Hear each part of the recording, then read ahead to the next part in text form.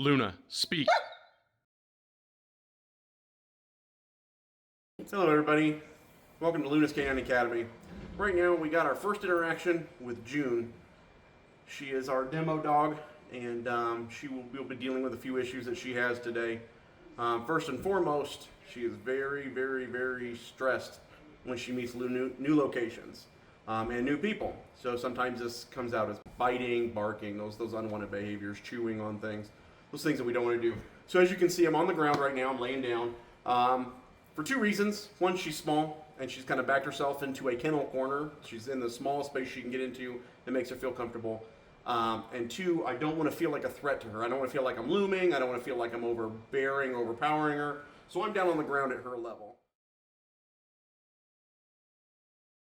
So her name is June, and what we do is we just kind of ask her to look at us. We say, June. No response, looking. So then we use the treat as a lure. June, look. Yes. We're looking for simple eye movement. She doesn't have to turn her face completely towards me. I just have to know that she engages. The engagement is with the treat. Let's not get this confused. She's not answering to the command, right? She's simply looking at the treat and saying, I want that treat. What we do from here, see how she'll follow it? She'll follow this treat anywhere. From here, we hook the treat up to a command, and then she'll follow through with that command. So we say, here, yes. See, she looked me right in the face. So now she gets her little treat. We show her that we got one. Then she still thinks it's in this hand. I've moved it. It's down here now. She still thinks it's up here. And we say, here, yes. Very good. So now she's starting to trust that every time I say here, and she looks towards that treat hand, she'll be getting a treat. This is the first stages in, I believe, training a dog that a lot of other videos that I've seen miss. You have to build some form of rapport with that animal. Yes, there are certain animals, aggressive animals, behavioral modification style animals, that have to have a little firmer hand taken right off the go. But since we're building a brand new dog up who's never been trained, doesn't know the language and any of those fun things, we're starting with the trust building stage. Now her owner has been working on sit, stay in place, those things. So we're not really going to handle those common obedience factors now for this, for June. What we will be handling is her reaction to new places and new stimulus. When I collected her outside from the owner, her tail went straight down. She didn't want to move forward. And I'll show you how we handled that in a little bit later. But she just froze. She didn't want to move. And she almost went into like a half-seated squat. And that's just fear, is all that is. So I don't know if you can see in the camera, she sees the treat in my hand, she wants it now. So now that she knows I'm here, and that I'm not a threat to her, she's willing to reach out. Here. That's trust. She knows I'm not gonna discipline her, she knows she's not gonna get in trouble or hurt, and now we're starting to build trust. And this is the first stage in how we start building up a dog's confidence, is building their trust. June, here. Still ignoring the command. Here, yes. As you can tell, I'm showing her the treat, putting it at where I want her to be, giving a command, giving the marker of yes. Some people use clicker training. I happen to use the word yes. And every time she hears the word yes, she knows that she's going to get a treat. It is a self-reinforcing word, like clicker training. You click when they do something good, you give them a treat afterwards. Then every time they hear the click, they reward themselves with dopamine. June. Here. She didn't follow the command, she doesn't get the yes. June, here. Yes, good girl. Good girl. Okay, as you can see, we've moved to a seated position. She was getting pretty decent at following the command with me being right next to her.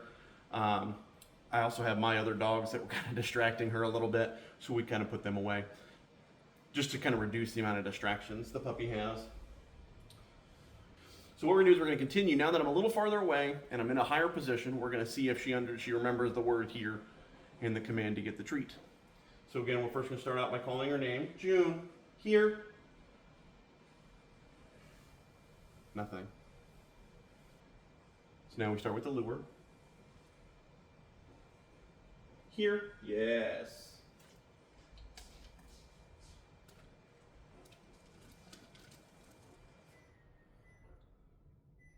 June, here.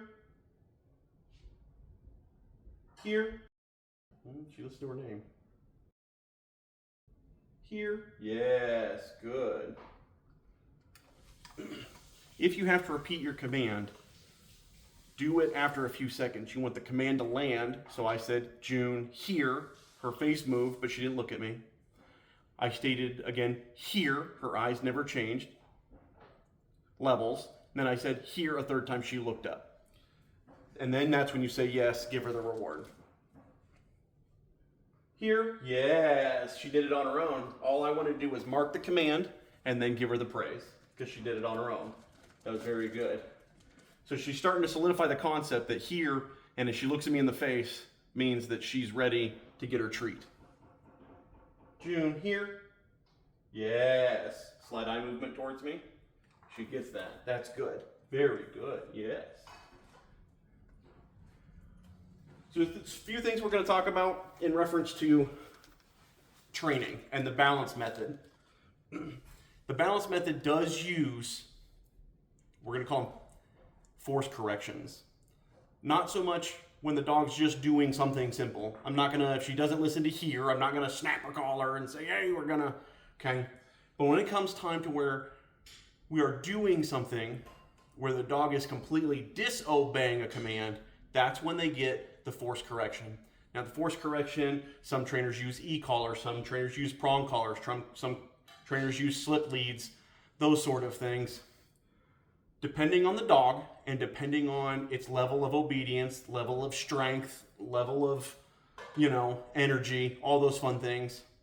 You start at the lowest level and you work your way up. Some dogs will only respond to some of those harsher stimuli. Now, for her, she's a smaller German Shepherd. She doesn't have any formal training, so you cannot start doing the correction for disobeying the behavior until such time as they know the behavior, which is where this process, I feel, sometimes gets convoluted. She will never receive a correction for a behavior she does not truly and fully understand. That just scares the dog. The dog doesn't know what it did wrong, and then it'll react. Now, every time it'll hear my voice, it'll guess at what it thinks I want. And if it gets it wrong, it's going to fear the correction. So you have to make sure that the behavior is known, tried, tested. Then when they start deliberately disobeying, because they will, because they're animals, because they're stubborn just like we are, that's when the correction takes place. So for now, I don't care if she ignores me. Okay, she's brand new to training.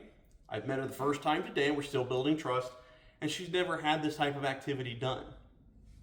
So right now she's in a calm position. We're going to allow her to kind of wait for a minute, and we're going to see how well the here training really took place. These sessions don't have to be long. They just have to be targeted. So she hears, you can see her ears, she hears the bag. She knows I now have a treat. Look at her. Her head moves. She now knows. So she knows that I have something she wants. Here. Yes, look at that. Look at that. Very good. Very good.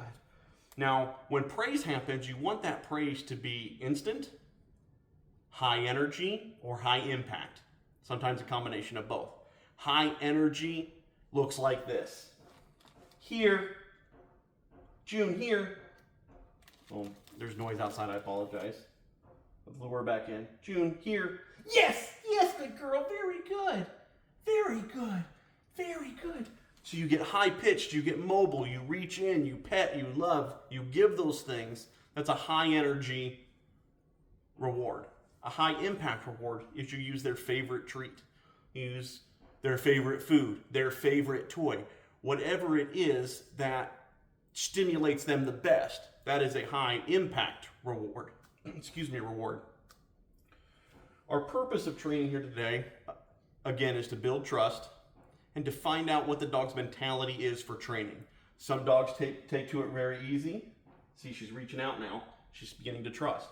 Some dogs take to training very easy. Some need time to warm up. Some, it almost has to be forced upon them in such a way that it protects them. I have never run into the third group where a dog never wants to learn anything. I have found out that there are stubborn dogs out there that take a long time to learn anything. And when we run across that situation, I'll make sure that we document it properly. So we're going to see if we can't get her out of the corner now. She's kind of calm. We have a bowl of water here for her. She's watching my hands very carefully. I don't know if you can see that. I just blocked the camera. She will follow my hands because she knows that from where my hands are, that's where the treats come from. So now I've established a rule. The rule is hands have treats. And this is how we begin to do the rest of the training. So I don't have any treats, and she knows that.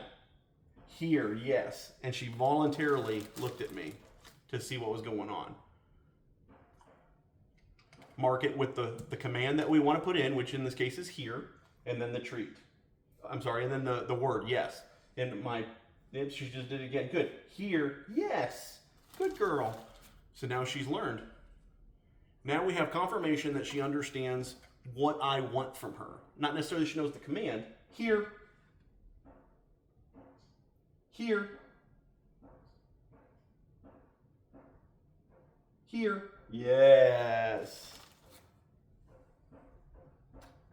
Good. 1 out of 3 isn't bad for starting out. We're going to wait for her to break eye contact. Here. Here. Yes. Now I had to use a hand lure, but I'm not having to direct her or lure her in with a treat anymore. My hands are completely free of treat. Very good. Hi, pretty girl. Here, yes. Now she's volunteering it. So this is an important part of trust building. I know it just looks like I'm feeding the dog. But the trust is that when she does an action that she knows I've been giving her treats for, that she receives that reward. It's a very big part. Some people are like, oh, I'm over treating my dog. And sometimes that's true. If you're just treating your dog to treat the dog, they won't know what that marker means, why they got the food, just that they wanted it. This can set a bad precedence. So in this case, we have been asking her, yes, here. We've been asking her for eye contact, or at least to look at our face. And because now she knows that and she's doing that, we have to mark that and say, yes, here, you did a great job, here's your treat. So when she does what we ask, she's kind of building up a conceptual basis. Every time we ask her for something, she should get rewarded. Once they understand that concept, you can kind of pull back on the treats, do praise, toys, those sort of things. She so happens to be a food-motivated dog. Okay, so we're going to give her a quick break, let her get some water, kind of just relax to where we're not engaging with her so she can kind of think on the concept, and then we'll get back into the next step.